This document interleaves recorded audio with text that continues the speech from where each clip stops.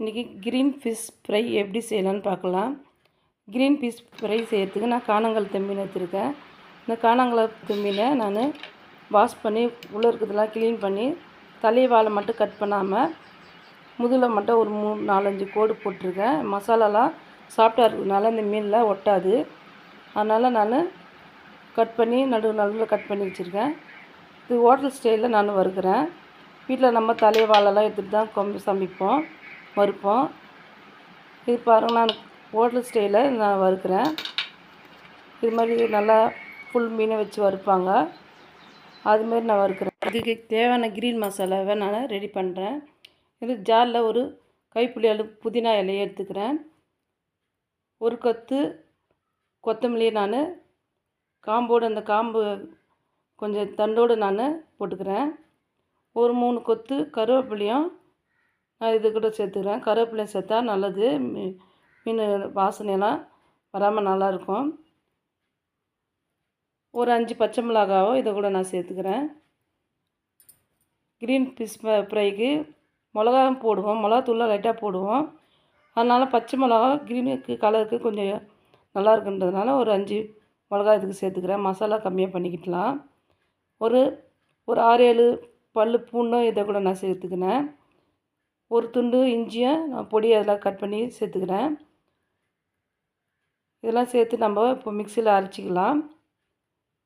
அரைச்சி நம்ம இதுக்கு தேவையான மசாலா தடவுறதுக்கு ரெடி பண்ணிக்கலாம். க்ரீன் பேஸ்ட்டு நான் அரைச்சின்னு வந்துட்டேன். இதுக்கு தேவையான மசாலா இதை கூட நம்ம கலந்துக்க போகிறேன்.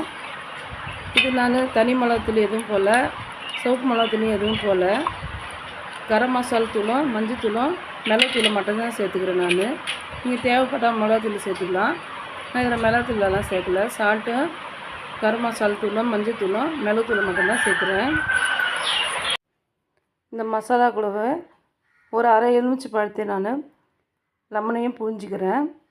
இது கட் பண்ணி நம்ம பாதி மட்டும் எடுத்து புழிஞ்சிக்கலாம். முழுசு அப்படி போட தேவையில்ல. ஒரு 5 மீனுக்கு இது பாதி போதும். இதை நான் பாதி எடுத்து புழிஞ்சி விட்டுக்கிறேன்.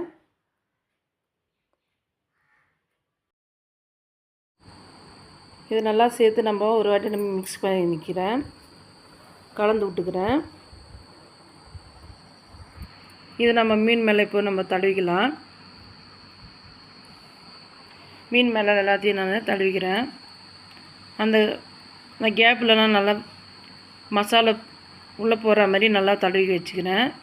கார்ன்ஃப்ளவர் மாவு லாஸ்ட்டாக அந்த ஈரப்பதத்தின் மேலேயே கார்ன்ஃப்ளவர் மாவையும் நான் சேர்த்து நல்லா தடவிட்டுருக்கேன்.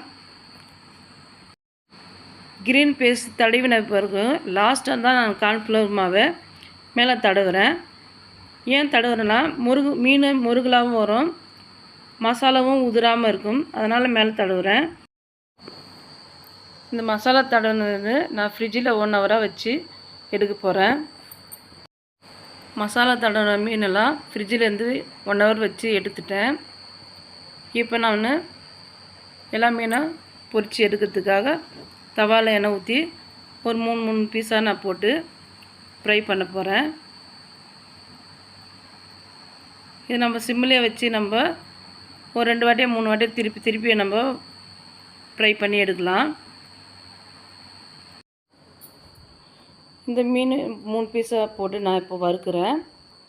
இது 3 பீஸாக போட்டு நம்ம திருப்பி நல்லா ஃப்ரை பண்ணிக்கலாம். இந்த டைமில் நான் திருப்பி விட்டுக்கிறேன். நல்லா திருப்பி விட்டுட்டு 2 நிமிஷம் 3 நிமிஷம் திருப்பி விட்டு நம்ம வேக விட்டு எடுக்கலாம்.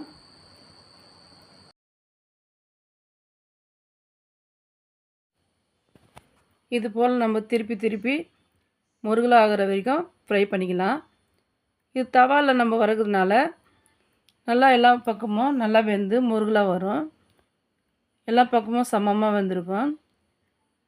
இது போல் நம்ம திருப்பி நம்ம சிம்லேயே வச்சு வறுத்தோம்னா